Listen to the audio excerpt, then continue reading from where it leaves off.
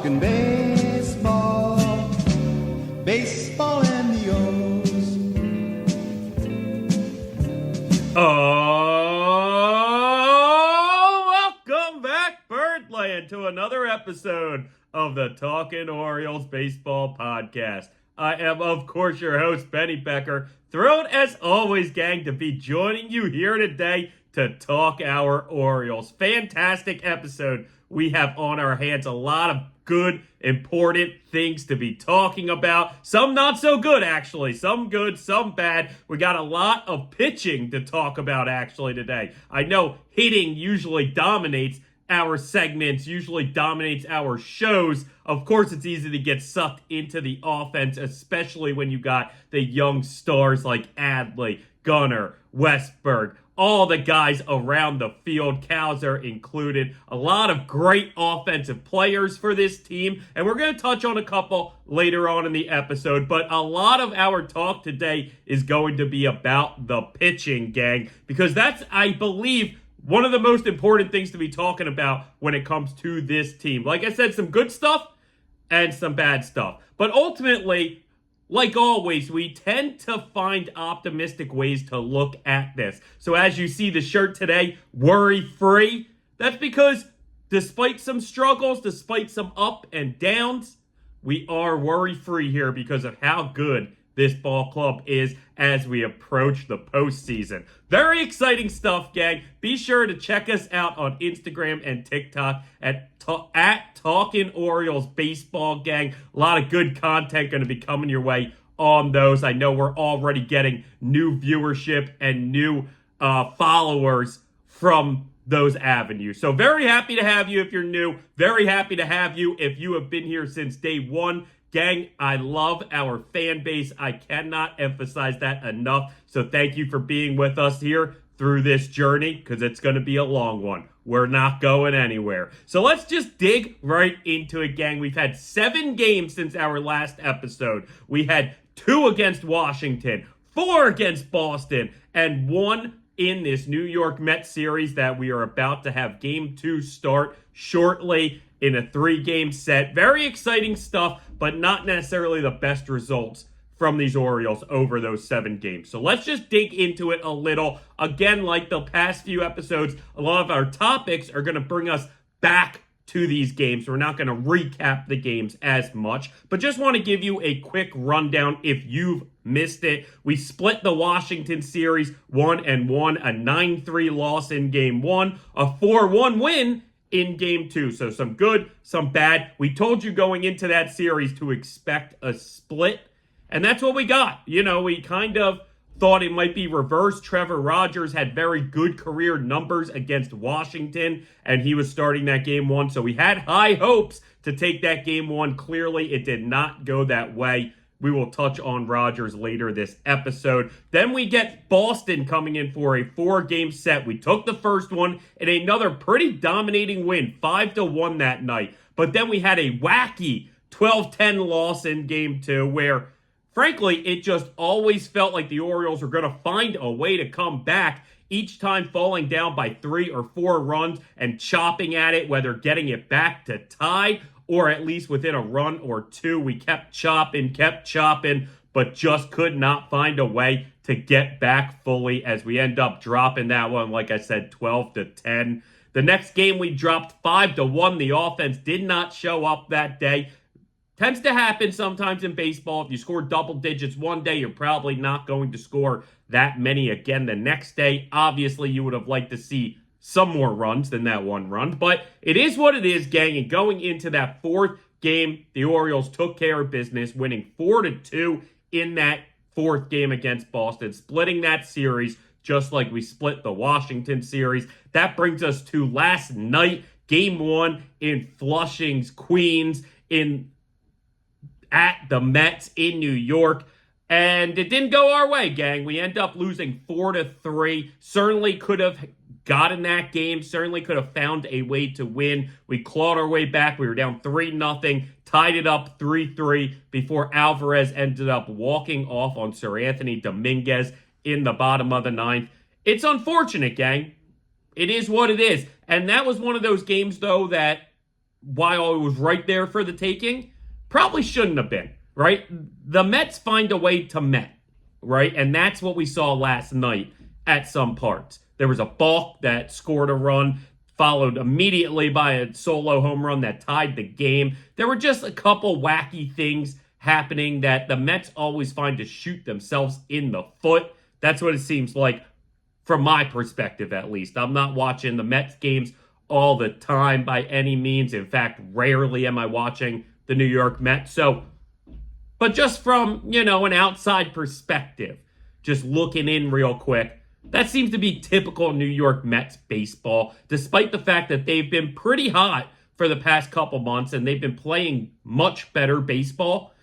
They're still not necessarily a great team. That lineup does look slightly scary at times, I will admit that. And certainly their pitching staff can look slightly scary as well. So they're certainly not a cakewalk. They're not an easy team. And overall, the Orioles have very much struggled against the National League this year. A losing record against the National League, and that only continued last night, gang. It stinks. It's not the best sign by any means, but certainly it's not a dagger. Certainly it's not the end of the world, not being able to play up to your standard against a league you're not as familiar with. I'd much rather be much more dominant against the AL and AL East especially than I am against the National League when those series come and go. Certainly, if we make the World Series, that will be something to keep an eye on, the lack of positive results against the National League. Now, not to jump ahead too much, and we're not going to touch on it really today, but if you look ahead at the schedule like we did in the last episode, certainly there are a couple teams that you can take advantage of down that stretch, one of which being the Colorado Rockies. So that's a team that you would assume we can not only win the series against, but possibly even sweep, making that record against the NL a little bit better at the end of the year. But certainly that doesn't erase the fact that we've had some bad results against National League clubs this year, that we haven't necessarily played well against National League clubs this year. However, if you look at it, really look at it, I think we've played actually pretty well against the best of the National League, such as when we played the Phillies and won that series 2-1. So it's not all dark clouds. It's not all storms coming our way, gang. And certainly in this part of the season where you're grinding to the end of the season, you're just gotten out of the dog days of summer, the Orioles have been injury-bitten nonstop. It's easy that, hey, maybe you can start dropping some of these games against teams that you're better than. And certainly I believe we're better than the New York Mets. I don't know if anybody out there would even disagree with me, even my own mom's side of the family, which are diehard Mets fans. In fact, I've been sharing my MLB TV app username and password with my grandma and some other family members to make sure they can watch the Mets games for the people that are out of the area. Like my Uncle Mark in California, my grandma who's here in South Jersey. But diehard Mets fans watch them every night. So it's kind of like this family rivalry, and maybe that's why last night stung more than normal for a normal loss in the season. For me, at least, it stung. And luckily, none of them texted me after the game to rub it in, but I was waiting for it, and I already knew that they had those thoughts in their head, so that part stinks for me personally. Another personal part of it is that, well, I've been betting the Orioles just about every day this season. I told myself, do not bet them during this New York Mets series. And, of course, when we tied it up, I couldn't help myself, and I bet it mid-game, live wager, and clearly we lost. And I lost. So that's another reason why it was kind of annoying, because I told myself to stay off this series, and I didn't listen to myself. Now, one of the reasons why I said to stay off of it for myself was because of the starting pitchers we're facing. Last night we faced one of their best, and he pitched a gem. In these next two games that we have coming up, we face Jose Quintana, veteran left-handed, kind of pitches a little slower, and Manaea, the old A and giant, who also is a lefty who pitches slower. Now, while last night we saw some normal speed from the left-hander, these next two guys are going to be pitching a little below average, which you would think might be a positive thing, but listen, I might not have the stats to back it up. It seems like no matter what year it is, the Orioles cannot hit slow-pitching left-handed starters. It just seems to be that way, gang. I don't know what it is. Certainly, this team is very lefty-heavy in some of your big bats, especially. So the lefty in and of itself is not a positive thing to see on, when you look at the game preview.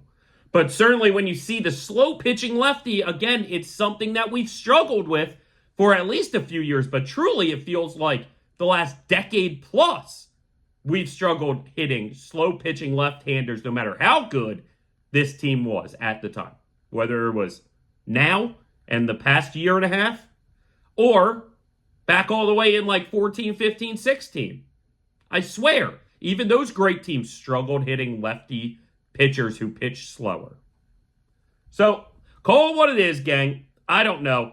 Overall, we have a good matchup as far as our pitchers going. We have Dean Kramer tonight, coming off a solid game and really has pitched pretty solid since coming back from the IL. He's had a couple, not great starts, a couple stinkers in there, if you will. But overall, if you look at his last 6 starts or so, he's put together some pretty decent outings. So I feel good about where Kramer's at now, coming off of that tricep injury. Sorry. Been a while since I was grinding in the gym. Sometimes my mind gets a little goofy with the muscles. I don't know. Anyway, he's been pretty solid. So I feel good about him tonight pitching. And then tomorrow we got Zach Eflin, who has been phenomenal for these Orioles. And that's a topic that we're going to continuously talk about, assuming that he stays this good. Truly. It's something we talked about a couple episodes ago, and we're going to have the exact same topic, Eflin for the win, later this episode, as you can see. So, while I'm not that optimistic about the matchups for the Orioles offense against these pitchers, I am hopeful that we can at least salvage one of these last 2 games against the Mets, not get swept, and have a chance truly at taking the last 2 in this series. Because again, Kramer and Eflin have been pitching pretty well, and our offense has been doing pretty solid in the recent weeks, right? And that's a topic we're about to touch on. But before we get to that, it stinks that we couldn't get last night and start off this series with a win, especially with the Mets metting. The Mets will be the Met, or will be the Mets, and they'll do Met things. So it stinks that they had a game where they were kind of doing that, and then we couldn't close it out. We had some very good, really, pitching performances last night. Keegan Aiken did a phenomenal job. The kid we just brought up, his name I can't think of right now, but he did a solid job. In fact, had they kept Keegan Aiken in the game, maybe they find a way to get to extras. Wasn't the case, and I'm not going to question Brandon Hyde too much about that decision personally, because I don't hate bringing in Dominguez there to try and get it into extras. He's been very good for us. Again, a topic we will cover later on in the episode. So let's jump to these second half struggles, because I got some numbers that really just don't look great, okay? So the Orioles, since the All-Star break, are 15-15 in those 30 games, exactly 500 after last night. They haven't won more than 2 straight games in a row since the All-Star break, which is very un-Orioles-like in the team that they've had the past few years, right? This is a team that, again, wasn't getting swept at all until the couple times it happened this year. And beyond that, was just finding ways to win series, win 3, 4, 5 in a row consistently. A decent amount, it felt like. That hasn't been the case since the All-Star break, unfortunately. And I think those winning ways are coming back in bunches because, again, the final 27 games of this season are somewhat of a cakewalk, gang. I mentioned the Rockies. We have the White Sox. We have the Tigers twice. We just got a lot of kind of crappy and on the out teams, right? A bunch of middling teams. Some teams in division that we typically take care of when we play them. So I feel very, very good about those final 27 games. And I think a lot of wins are coming in there. We're creeping up on it, but we still got about 10 days, 2 weeks until we hit that point, right? I believe it's that Rockies series that starts those 27 games at the end of the year that, frankly, we've been talking about since spring training about how dominant we were going to be in those 27 games and how we were going to finish the season extremely strong. I still am very optimistic about that. I'm still very positive that that is going to be the outcome. Do they hit the 20-7 record that I predicted in spring training? Maybe not. Possibly not. But don't forget when I broke down the schedule, and that last part was the 27 games at the end. The first part was the first 36, and I wanted 24-12 in those first 36, and that's exactly what they did. So don't be shocked when the Orioles finish the season 20-7 and somewhat maybe run with the division by a couple games, and that second to last series of the year in New York to face the Yankees are going, we need to sweep these Orioles to have a chance going into those final 3 games. Don't be shocked, gang. Do not be shocked. So let's dig a little more into those second half struggles, though, right? Kind of break it down into the 3 categories: offense, pitching, defense, okay? And kind of talk about where I see those 3 facets of the Orioles right now. So you got to start with the shaky pitching. Certainly the pitching has been shaky, unreliable, very hit or miss from this Orioles pitching, both starting and relieving. Even some of the starters, like Corbin Burns, that you expect dominance, has been shaky. Again, that is something we'll talk about. Obviously, this rotation is missing Grayson Rodriguez heavily. No 2 ways about it, gang. Gray Rod is that second ace on this team, and so missing him is highly impactful in a negative way. Even if maybe the guy getting his start has been pretty good. Again, we will touch on all of that. We have a very heavy pitching episode on our hands today. But overall, bullpen starters, they've been shaky in this second half, to say the best, to say the least. It almost feels like if we're down in a game, you're like, okay, maybe the offense can come alive, even if they've been dead all day. Hey, the offense can rally. The offense can rally. We just need to keep it at this 2-3 run deficit.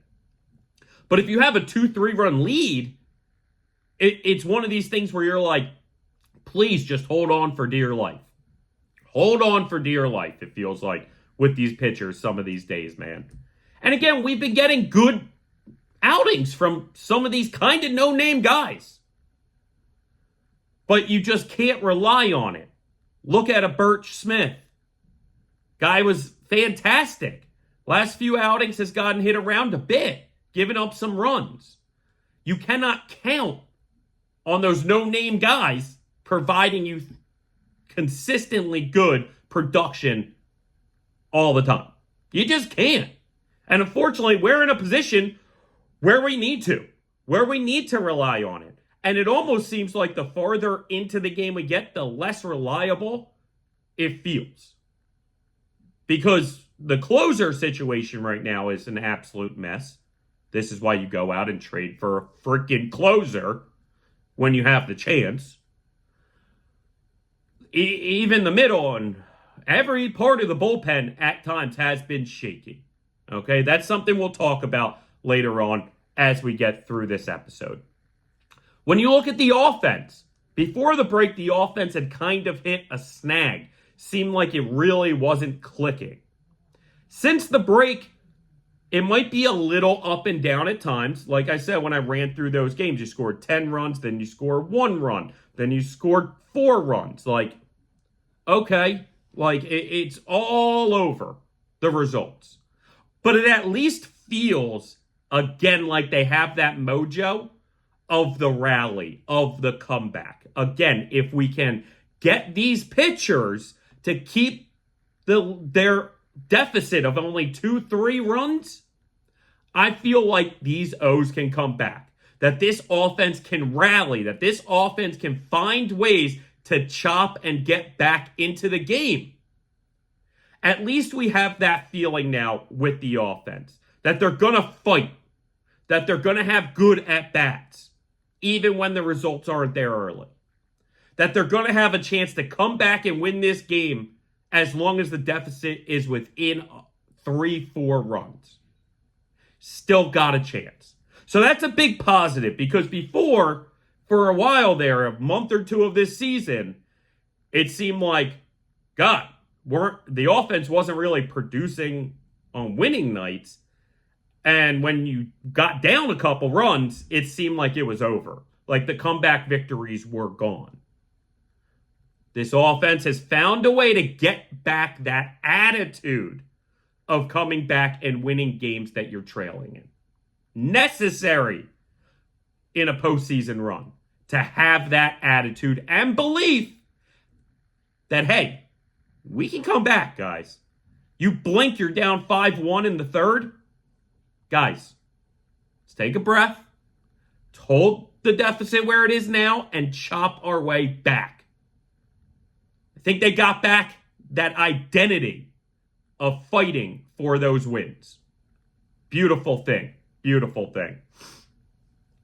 And then the wacky defense that we had seen for at least 2 or 3 weeks there, especially right out of the break, seemed like we forgot how to play defense.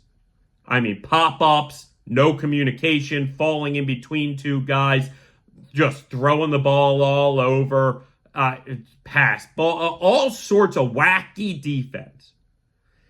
Seems to have shored itself up a bit.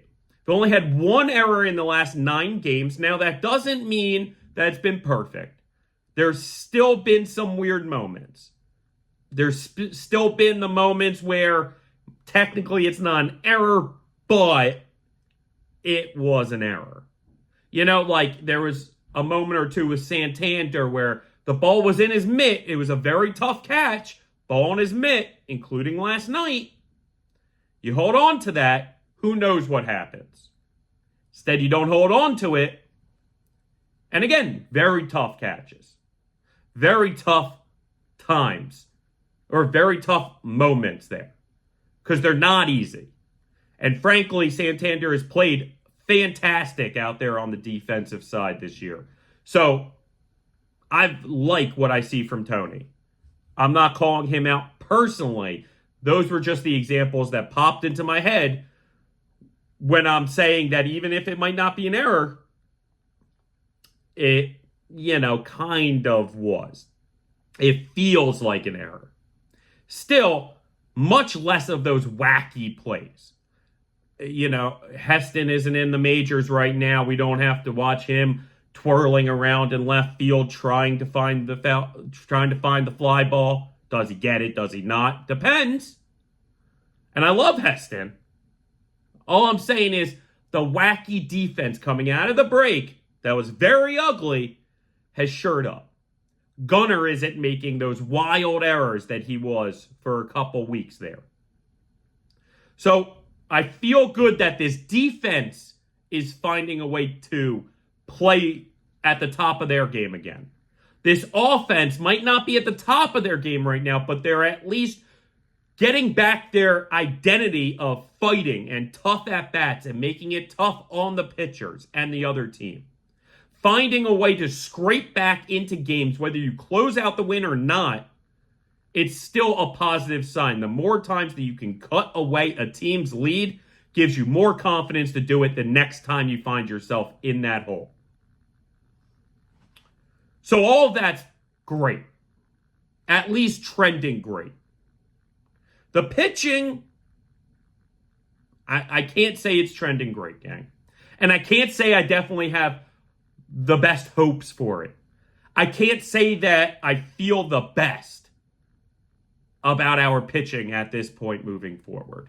Whether it be the starters or the bullpen, I'm highly concerned. But there is that glimmer of hope that it can all come back by the postseason. That we can rein it back in and find that way to pitch successfully in October. It's a glimmer of hope, gang. But unlike the offense and the defense, I don't feel as good about as the pitching staff.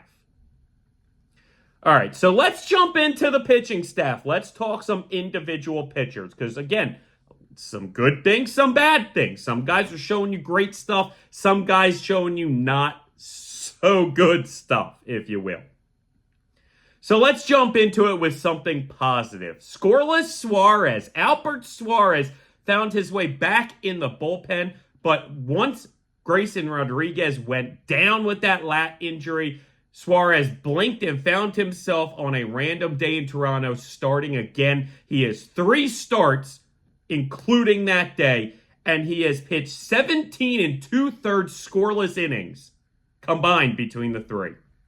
Still riding this scoreless streak going into his next start. It's a phenomenal thing. It's a beautiful thing to see Albert Suarez coming back in this key role and in a way that he's stepping up his game. Okay, so no matter what sport it is, I have this theory sometimes that when somebody key goes down, obviously the team as a whole isn't as good. But individual guys or units could take that upon themselves to step up to another level. Rise to the moment. And that's what Albert Suarez is doing. He's rising to the moment. Again, in his 3 starts since the Gray Rod scratch, he is 17 2/3 scoreless innings straight. Suarez has found himself as one of the most consistent Oriole pitchers this whole season out of nowhere. And certainly at this point, thinking about Albert Suarez, I'm not nearly as worried as I was 2 months ago with Albert Suarez in the rotation. In fact, when you look at some of these stats, Suarez has 8 of his 17 starts this year have been scoreless outings. It's the most in MLB right now of scoreless starts with a minimum of 2 innings pitched in that each start. Albert Suarez now has 8 scoreless starts this season. 8 of his 17 starts scoreless. The man is absolutely pitching phenomenal, not just right now, but really all season. He's gotten his ERA down to 3.18. He's shown strong stuff. It looked like towards the middle of the season, his velocity was a little down. His control was iffy. His breaking stuff wasn't breaking as much. His movement wasn't as there. It seems like it's all back, gang. He topped out at, I believe, over 97 miles an hour the other day. And he's got movement. He's got location. This guy is pitching phenomenal. And through all the ups and downs, he's still truly one of our most consistent pitchers this season.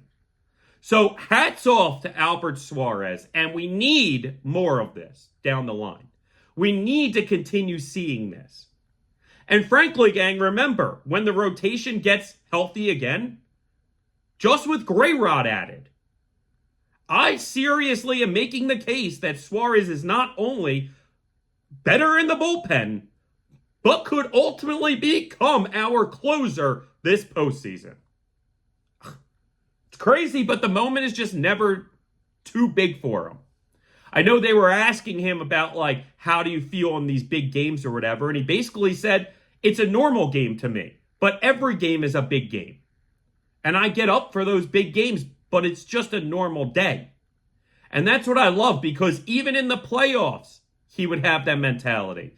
Coming out of the bullpen, he has that mentality. I'm just going out to pitch. It's normal. Is it big? Yeah, they're all big. So what's the difference? It's normal. Love what I've been seeing from Albert Suarez. How could you not? I know Birdland absolutely loves what they're seeing from Albert Suarez. And I hope this streak continues. Odds are it'll end in the first inning of his next start, but hopefully it doesn't spiral out of control. Maybe he has 5+ innings of 1-run baseball and he gave up the run in the first inning. Okay. I'm fine with that. I don't care where you give up the 1 run if that's all you're giving up. I love it.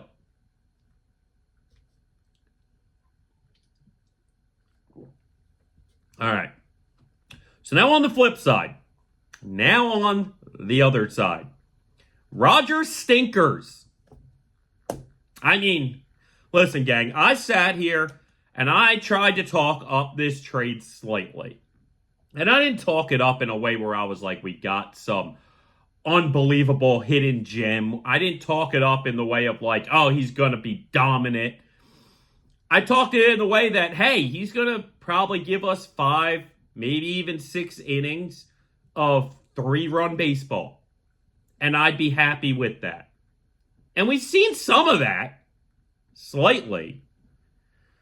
But we're just not seeing it enough. And when you look at the numbers in total, Trevor Rogers has stunk for these Orioles this year.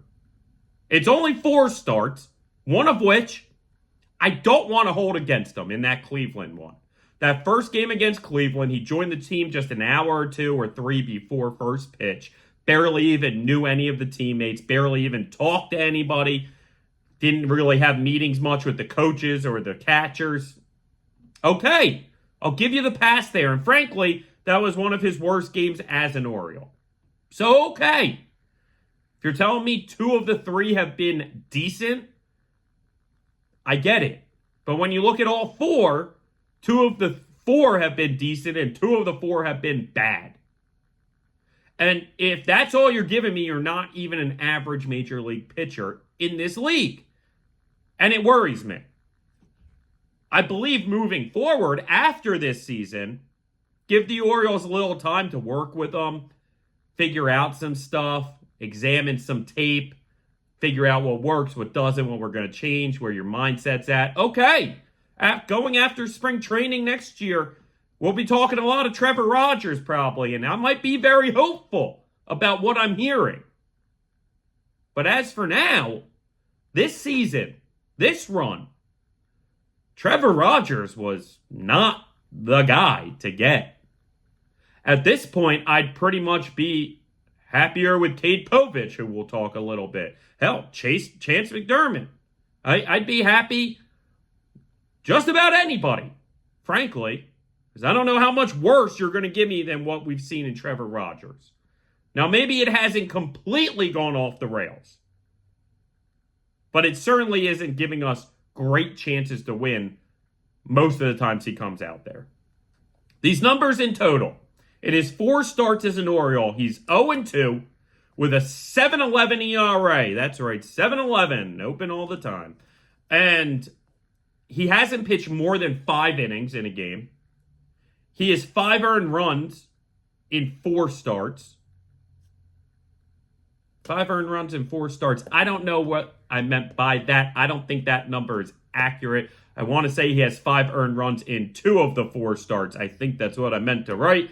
And the Orioles' record in general in Trevor Rogers started games is just 1-3. They found a way to scratch out a victory one of these games. But overall, he's not giving them much of a chance to win.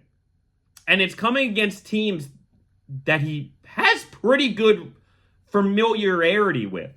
Okay? Because Washington, remember, he pitched for Florida. So he's pitched against Washington and the Mets a decent amount.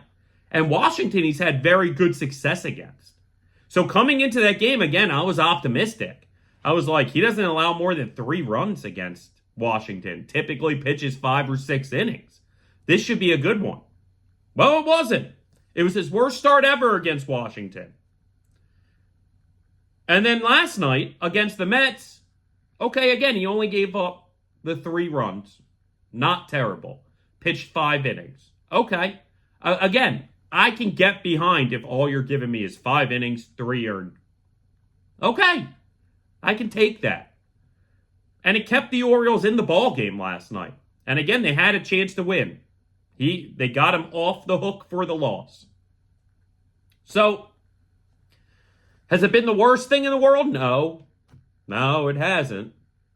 Has it been the best thing in the world? Absolutely not. Do I have high hopes for him the rest of this season? At this point, no. No, I don't. At this point, I'm questioning if he's even on the playoff roster. You only need 4 starters in the playoffs. Heck, some series only 3. Absolutely, I give Dean Kramer the nod over Rogers. And frankly, I'm hoping Grayson Rodriguez comes back. Obviously, Corbin Burnes is in there. And yeah, at this point, I'd take Albert Suarez over Trevor Rogers. And Zach Eflin, of course, will be there. So listen, if you only need 3, it's obviously Burnes, Grayrod, and Eflin. If you need a 4th, I'm probably going Kramer. Maybe Suarez. If I need a 5th, somehow, some way, I'm going whichever one I didn't pick in for the 4. In which case, where does that leave you? And again, odds are we'll never need that 5th starter in the postseason. Teams only use 3 or 4 starters in the postseason. So, again, even if I believe Suarez will be back in the pen, heck, I believe Suarez could be the closer. If Grayrod's back, I don't know if Rogers is in this. I don't think Rogers is in the rotation. And I don't know if Rogers is on the roster.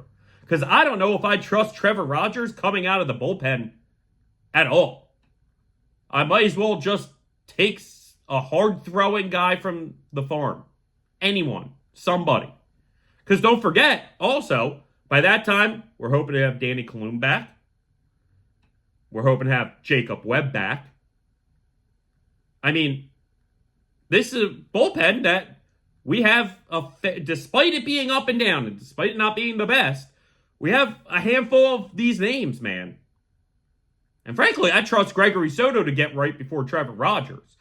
And then you got Keegan Aiken, possibly. So, what, Rogers going to be the 4th or maybe 5th lefty in the pen? No. I just don't think he's on the playoff roster. That's where I'm at with it now, gang. That's where I'm at. Hopefully he can go on a run this last month and a half. Make me eat my words a bit. Certainly some guys have this season. In fact, we're going to talk one later on the episode. End the episode with it, I believe. So we'll see. We'll see about Trevor Rogers, but he's certainly not pitching where we need him to be. Again, if he gives me what he gave us last night in New York, okay. 5 innings, 3 earned, fine. But, gang, that seems like the best starts that we're getting. That's not his average start. That is the top. That is the ceiling right now. And the floor is much, much, much lower. I don't have a ton of hope for it, man. I don't. So now talking about another starter who hasn't had the best results as of late, but somebody I'm much, much, much more confident in. In fact, it's not even the same ballpark, the confidence that I have in Corbin Burnes, rather than Trevor Rogers. We're going to call it bumps and burns. You know, he had his worst start of his whole career in Boston in that funky Game 2 of 12-10 loss. It sucks because, you take that first game, you got Corbin Burnes, who's had good success against the Red Sox this season. Going for Game 2, you're like, hey, we're going to take these first 2. We're going to be rolling through these Red Sox. And it did not go that way. He let up 10 hits, 8 earned runs, only 4+ innings pitched. First time he did not reach the 5th inning. Or first time he did not get through the 5th inning in his Orioles career. It was a career high hits he allowed in 10. A career high runs he allowed in 8. Certainly was his worst start as a professional. And if it was just a one-off, if it was just a random bump, I'd be okay. We probably wouldn't even be talking about it. It would be a footnote, gang. Unfortunately, when you dig into the numbers, there is some reason for concern. So let's dig into it, because Corbin Burnes started off great. Cy Young favorite for a long while. Heck, still probably top 2, if not top 3 in the Cy Young for the AL right now behind Skubal. But really, he has not pitched as dominantly as of late. So again, let's dig into it. In his first 20 starts, he didn't allow any more than 3 earned runs in any of those first 20 starts this season. Had 17 quality starts of those 20. An ERA of 2.38 and a batting average against of just 2.17. Phenomenal stuff. And sure, he still had the problems with maybe holding runners on and letting runners steal on him. It was less of an issue when you were pitching like that, giving up a lot less hits, giving up a lot less runs. Phenomenal. The last 5 starts, his ERA has jumped, his last 5 starts, his ERA is now 6.21.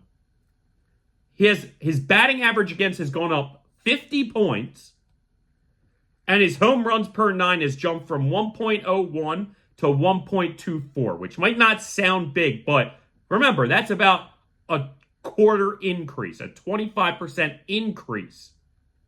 And essentially means that instead of giving up maybe 1 home run a game, you might give up 2. And that can be the difference in any ball game, giving up that second home run. So it's worrisome, and it sucks. It especially sucks coming right at the point where Grayson went down. Like, this is more than ever when we need Grayson Rodriguez to be that 1-2 punch. And not having Grayson and having Corbin not pitch like Corbin has gotten this pitching staff in a bit of trouble, has caused this rotation to look a lot weaker than it was at one point. And at one point, without Bradish or Wells or Means or anybody else, just talking Corbin and Grayrod. Now, it's not terrible, okay? And this is why I say that, because Corbin Burnes is a very, very good veteran major league pitcher. You don't get to this point in your career that Corbin Burnes is at if you don't understand the mechanics of pitching, how to improve, how to get yourself out of a funk. This is definitely not the first funk Corbin Burnes has found himself in his career. So expect him to be able to work out of it. He was talking after the game about how you never want to have a bad game, but if you're going to have your bad games, I'd rather do it middle of August than coming down the stretch and into the postseason. So he knows where his mind has to be. He understands what he has to do to get right, that when it comes down to the end of the season and the postseason, Corbin Burnes is pitching how we need Corbin Burnes to pitch. Simple as that, right? And I'm certainly no expert. I'm not Drew French. I'm certainly no expert on sitting here and coming up with the formula to get him back. However, in my studies, in my research, I found 3 things that he needs to do better. Okay?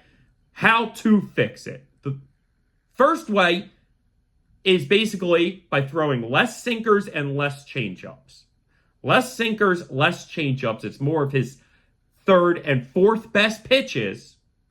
It's more of the back half of his repertoire. And it seems like he's kind of been relying on that in recent weeks. Now, again, he knows his stuff better than I do. Coaches know his stuff better than I do. So there's a reason why they're telling him to go with the sinker and the change. I get it. However, the numbers show less sinkers and less changeups and more cutters and curveballs, which are his 2 best pitches, is most likely the key to at least improving the numbers slightly back to his norm. Now, the second way is for improved feel on his curveball. It's a huge strikeout pitch against left-handed batters for Corbin, and it seems like he's somewhat lost his feel for that curveball. Okay?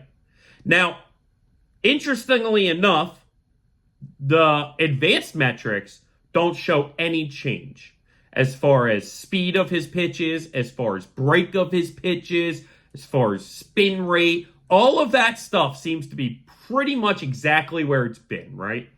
So it's just about executing it a little better. So that's a phenomenal part to look at and know that he's still the same pitcher he was when he was successful this season. He just needs to kind of focus it in a little bit, harness it in, get a better feel maybe for a pitch here and there. And one of those is the curveball, because since he's kind of had not as good of a feel for that, locating that curveball, that's when he relies more on the changeup and the sinker. Like those, and it makes sense. Listen, you need some pitches to break both ways, so you gotta keep the repertoire.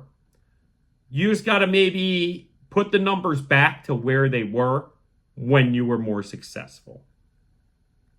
Again, sounds simple.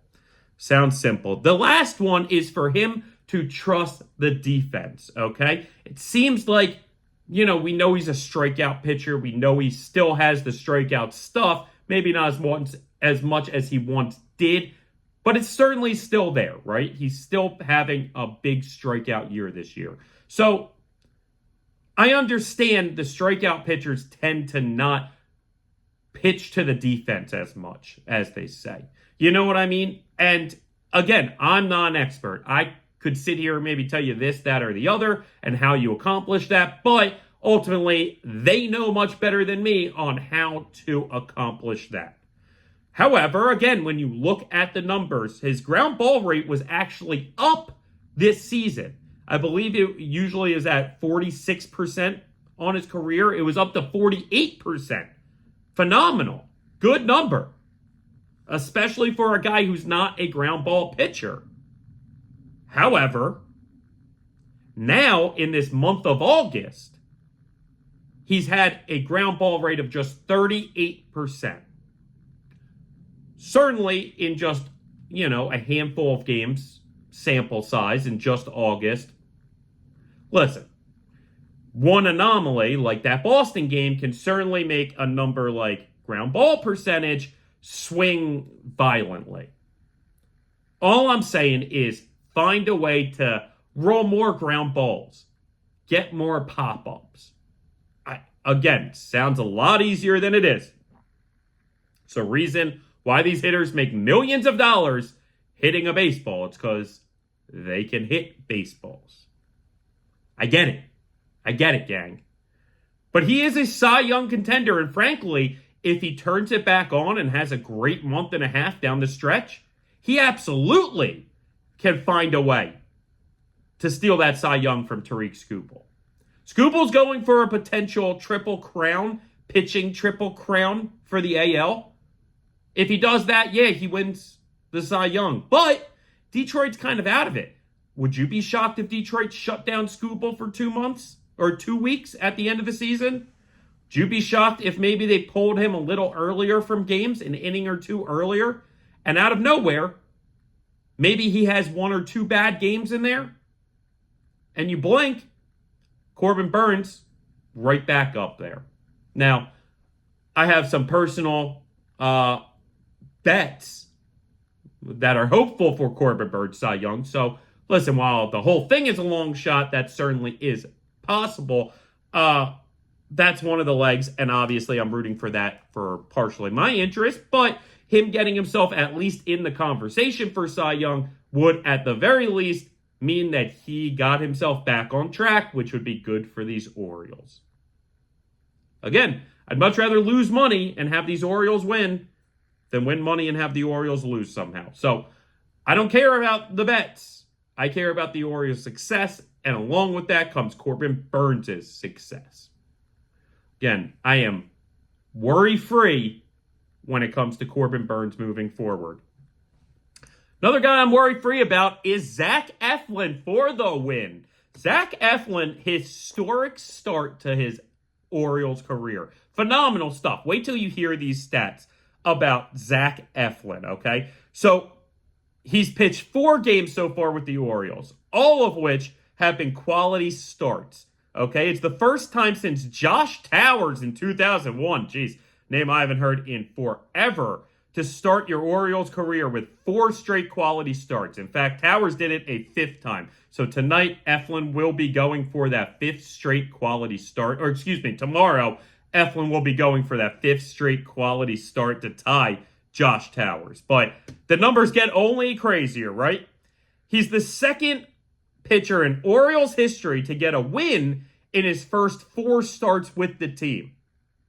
He's gotten the win in the first 4 starts he's had with the team. The only other time that happened in the entire Orioles history. An old head might know this, but certainly I don't. Jack Harshanan. I don't even know the name. Jack Harshanan in 1958 did it. Other than that, Zach Eflin is the only other Orioles pitcher to get a win in his first 4 starts. His 25 strikeouts are tied second most for an Oriole in his first 4 appearances.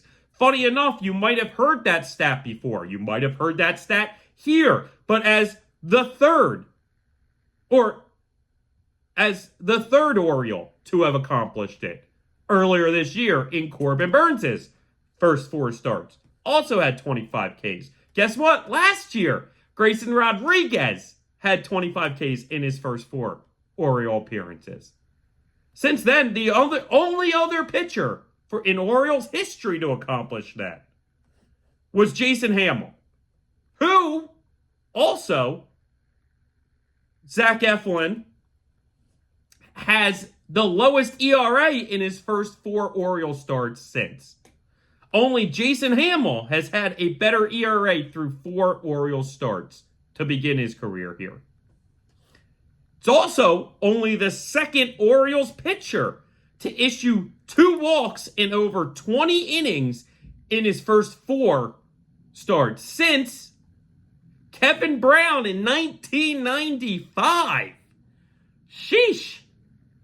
Crazy stuff from Zach Eflin coming in. And this is the reason when we made the trade, I was over the moon about it.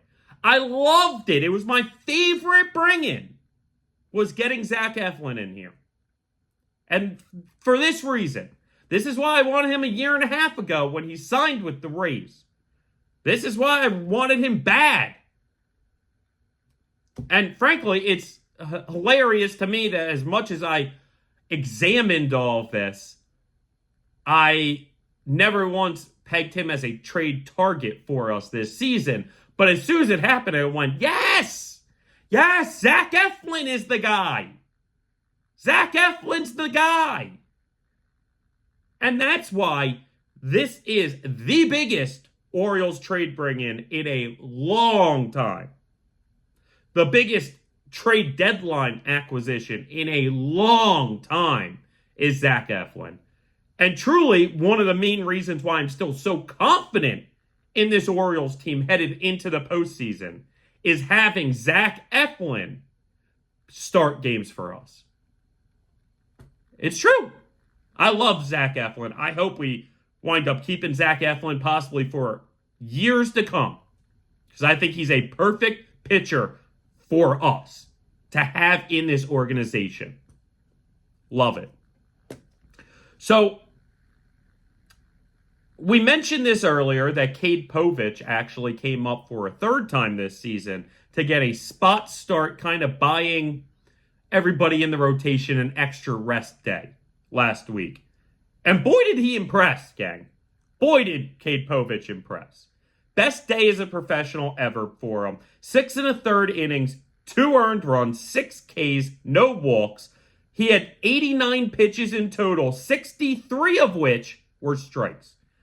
Only 26 balls to 63 strikes, and that's what you need to see from Cade Povich. That's what we didn't see earlier this year from Cade Povich.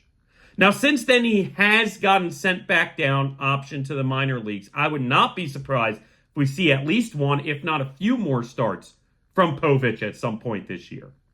Heck, If Rodgers continues to struggle, I almost don't see why not. If Cade Povich has taken that next step, again, just like these hitters, you go to the majors and you figure out what you really need to improve on and how you need to approach these moments. And you come back stronger and better. And Cade Povich had a phenomenal game, despite the fact that the Orioles, I believe, could not pull out the victory that day. Cade Povich still got to give it up to the kid, got to give it up to the young man, and giving all of us fans in Birdland real hope for Cade Povich moving forward in his career. Truly. Maybe it's not going to be much this year, but all I'm saying is, come next year, if we can get that Cade Povich in our rotation, boy, man, talk about special, special stuff getting added to the rotation.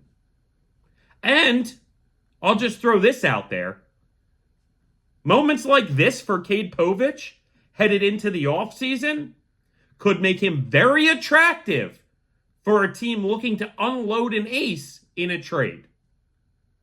And as much as I like Cade Povich and I think he can be successful here and have a nice career, again, if we're talking Garrett Crochet, if we're talking Tariq Skubal, and they're back on the market, whether it be this offseason or next season before the trade deadline, moments like this are going to make him a lot more interesting to part with and gain for another team parting with that ace.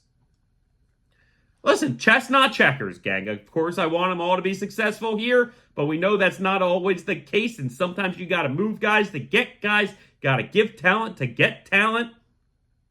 All I'm saying is it's in the realm of possibilities for Cade Povich to raise his stock even higher to be a centerpiece of a deal for one of those premium names like Skubal or Crochet. Just throwing it out there. Either way, Povich impressed the heck out of me, and I know a lot of Orioles fans felt the same way as he got a standing ovation. Well-deserved. Well-deserved. So now we got to talk a little closer. We're done with the starters. Let's talk closers for a second. Because we really don't have any, gang.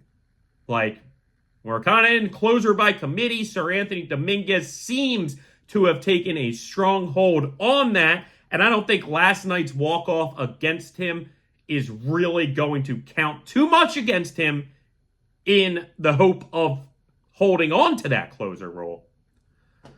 But, gang, let me just take you back to when we made that trade. Remember, it wasn't the day of the trade deadline. It was a few days before, right? It was the first move that this Orioles team made, okay, to bring in Dominguez for Hayes.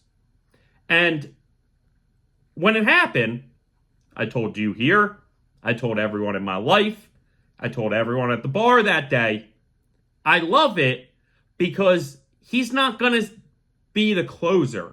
He's not probably even going to be in a ton of high leverage situations. We brought him in as more of a middleman. No, apparently not. But again, if that was the last deal we made, all the deals remain the same, and that was the last deal we made, I may have had a different take on it. I may have said, oh, he'll definitely have high leverage spots, and there's a chance maybe he takes closer innings.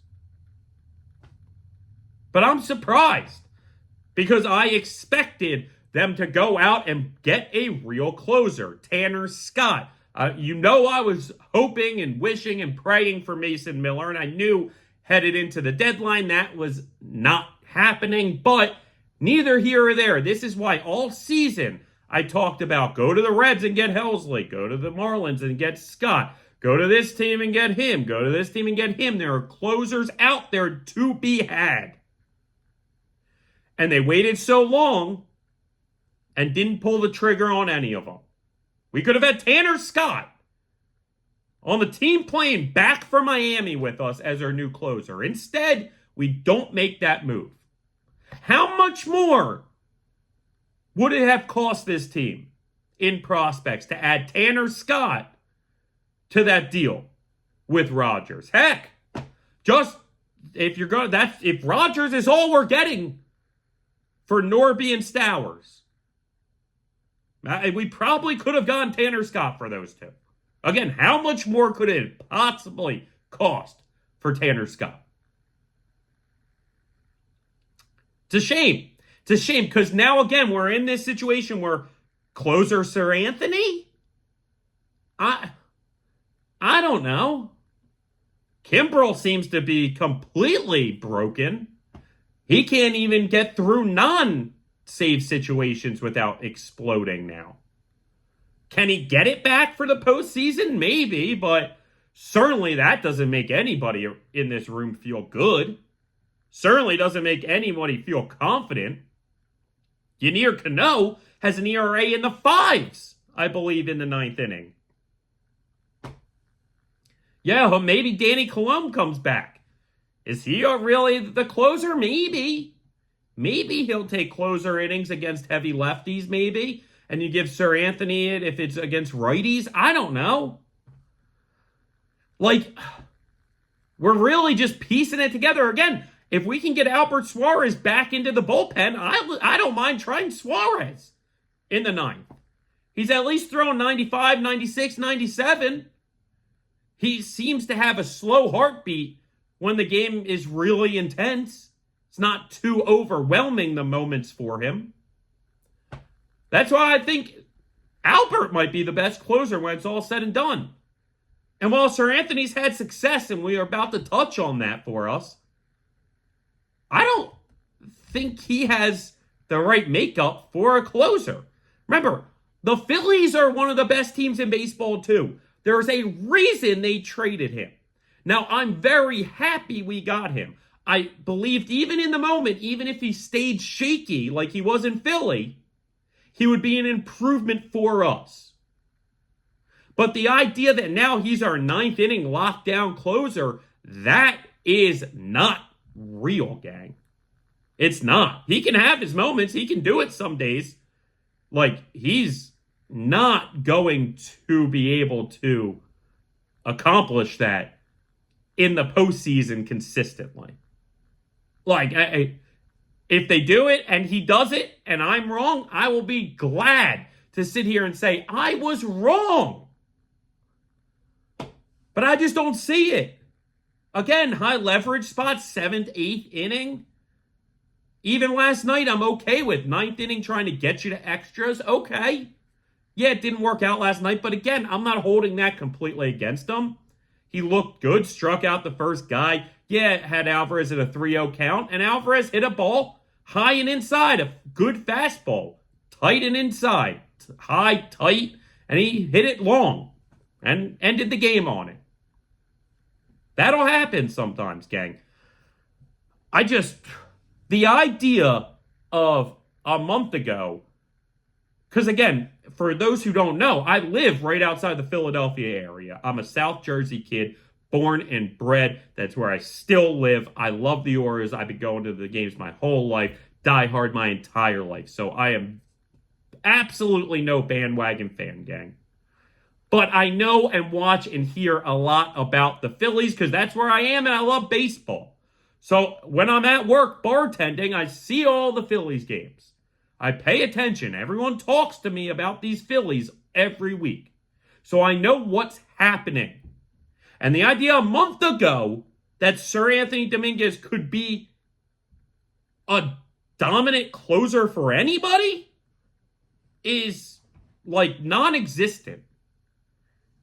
Like, again, they were laughing at us for taking him. And I was saying, you guys are spoiled. He's a good reliever. Veteran reliever, has great postseason numbers, and I'm happy to have him because he's an improvement. With the idea that he is a closer for us, I'm terrified. Maybe not as terrified as Craig Kimbrel. I mean, since spring training, I've been telling you Craig Kimbrel is going to implode our season if we have him as our closer. Seranthony, again, has very good postseason numbers. has very good fastball slider combo. I get it. He could do a good job as a closer. I again just do not see it. Oh my God, gang. I'm breaking from the format. I'm breaking from the format to announce what I just saw. That Zach Eflin has right elbow or shoulder, I believe, shoulder inflammation and is now on the IL. Just let that sink in a second, gang.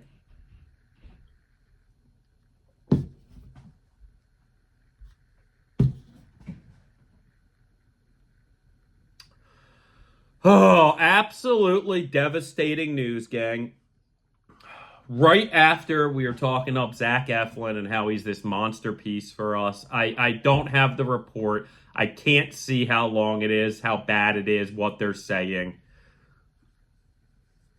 Absolutely devastating news here on Talkin Orioles Baseball Podcast, gang, live. You're catching literally my instant reaction I have on MLB Network.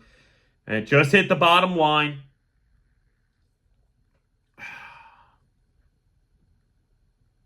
I'm crushed. I'm in shock. I'm crushed. I don't know what to say about it right now, gang. You heard just how excited I was about Zach Eflin. And now, 5-10 minutes later, I am crushed. Well, I'm not going to touch on the ramifications. Again, I don't know the severity. I don't know all of that. Certainly, it's not a positive thing. Certainly, it's not helpful. Certainly, it's not good. I would imagine Cade Povich comes back up, takes that spot. He might have to be in the minors for 10 days since they sent him down, so there's a chance they need to bring up somebody else for a spot start, and then Cade Povich will get it. I don't know. Maybe Cole Irvin comes up for a start, and then they go back to Povich, or maybe see how Irvin does. I don't know, gang. We will touch on all of that. God. Why is this year so painful, gang? The injury bug, like, I'm getting completely off a script now. I will get back to the rundown. I'll get back to our regular scheduled program. But, God, these injuries have just been killing us, gang. I'm going to hope and pray that, like Gray Rod, Zach Eflin can come back before playoffs. It's just the type of thing that makes you wonder, like, is this not our year? The injuries are nonstop. This is now the 4th or 5th or 6th starter that we've gotten hurt. I mean, if he's done for the year, it's our 4th starter that's done for the year. Hope for the best, gang. I hope for the best.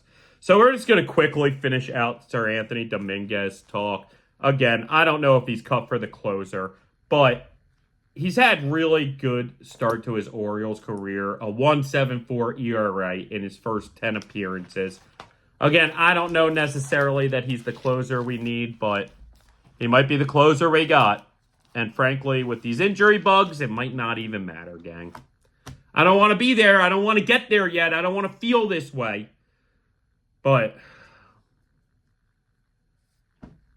man, it kind of, I'm all about looking in hindsight sometimes and, you know, the storylines and stuff. And frankly, if this is what does us in, being injured, you got to look back to day one of spring training when we got the news of Means and Bradish. And especially Bradish, which wound up resulting in what he needed, Tommy John, and season ending. And it's just one of these things where it was such bad news on day one. To see it continue throughout the entire season, it feels like just this trend we can't get out of our way with. And yet, I still can't help but have hope because of the guys that we have, the offensive hitters we have, the studs that we have out there.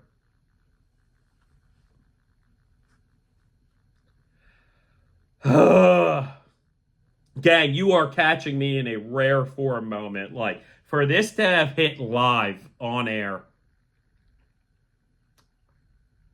I don't know. Luckily, we only have a couple topics to cover more, so I'll try and pound through this, gang. I'll try and get through this. The first pitch is about to go off, so I do want to get on the couch and watch the O's play and hopefully take game 2. So let's end on some positive notes, okay? Some good stuff, okay? And that's first going to be the return of Gunnar Homerson. You know, it's a topic we talked earlier. He was dominating baseball, torching the ball, hitting mad home runs. And then since the home run derby kind of dipped down and was still hitting, but not hitting the home runs. Well, he's back. Coming into last night, he had hit 4 home runs in 5 games. And he didn't homer last night, so now it's 4 home runs in 6 games. But it just seems like that power is back. Gunnar is smashing the ball, having himself a fantastic season. And thank God Gunnar Homerson is back. So now I gotta apologize to Ramon Urias, okay? I think I've already done this at least once, if not twice this season, because I continuously write off this man from the team. Coming into it in spring training, he was a guy that I talked about being a big X factor for this team as a role player and a bench player. Him and Mayo, I was talking up both being major X factors, and we saw it with Mayo most of the season before he got hurt. With Urias, it has not been an easy ride. Very bumpy, very slow to start the year. I was calling for his job. Then he turned it around a little, and I apologized, and then he slumped again, and I was calling for his job, and then he kind of turned it around a little, and then he was slumping again, and I was like, we need to get Holiday and Mayo up, and I called for his job again. And then Westberg got hurt, so we could do that without moving him, and that's what happened, and we did that. Okay, great. Ramon Urias, though, has become what we were hoping the type of role player he would be back in spring training when we were talking highly of him, singing his praises. Since August 9th, he's batting .344, 3 home runs, 8 RBIs, 3 walks, and a double. Now those numbers are slightly skewed as far as the home run RBIs. He had a huge night the other day in Boston. I believe 5 ribbies in that with a home run. But still, he's having those like X-Factor clutch moments. Good defense again. I like what I've been seeing from Ramon Urias, and it hasn't come at a better time because obviously losing Westberg hurts. Mayo not performing. We're about to touch on that. But Mayo not performing when he came up. Obviously, you still have Gunnar hitting well. Holiday's finally hitting well. You've got other guys there, so it's not a necessity. He doesn't have to carry the team, which would be a problem if we needed him to. But ultimately, he's a guy that can come in a clutch situation and have a big hit. And he's been providing that. So it's given me some hope for Ramon Urias to have those big moments down the stretch and in the postseason. So I just want to say, first and foremost, I was wrong about Ramon Urias being done. I was wrong about saying that he was absolutely gone for this team a couple times, and I was wrong for saying that I wanted him gone. I was wrong, guys. I was wrong about it all. And now, I'm owning that. And now, I'm happy and thankful that he's on this team right now. Truly. And I'm man enough to sit here and tell you, 1, I was wrong, and 2, now I am thankful that he's here. All right, gang, so we're going to finish up this episode. Oh, I meant to say Gunnar has 33 home runs on the year. Kind of skipped by that point. Forgot to mention it. Getting himself back up there in the running towards the top. Not the top of the top, but near the top which is fine by me. All right, so Kobe Mayo, we were thrilled that he came up. We were all excited. We've been clamoring for it, screaming how we didn't understand why he wasn't up, and then they decided to call him up right after we screamed and ranted and raved about it. It's not because of us, but it just happened to coincide, neither here or there. It was a bit ugly, which, clearly is a trend. Between Holiday, Rushman, Mayo, Henderson, Cowser, Grayrod, Povich, they all seem to start rough. It's a tough game. And again, the guys you're going with are highly paid professionals for a reason. So Kobe Mayo had an 18 plate appearance hitless streak to start his career. Did break through with a base hit, which was phenomenal to see. It actually happened in a big moment and helped propel the Orioles to a win that day. So that was awesome. He did have 3 walks in those 20 plate appearances. Scored twice. Did strike out 10 times, though. So half his plate appearances, he struck out. Not phenomenal. Not phenomenal. And I think getting sent back down is for the best for him and for us. And certainly I believe he will be back with a force. By this time next year, he will be a solid major league player. I'm counting on it. At the end of this year, I don't know. I think he will get called back up when rosters expand at least. And I think he'll do okay.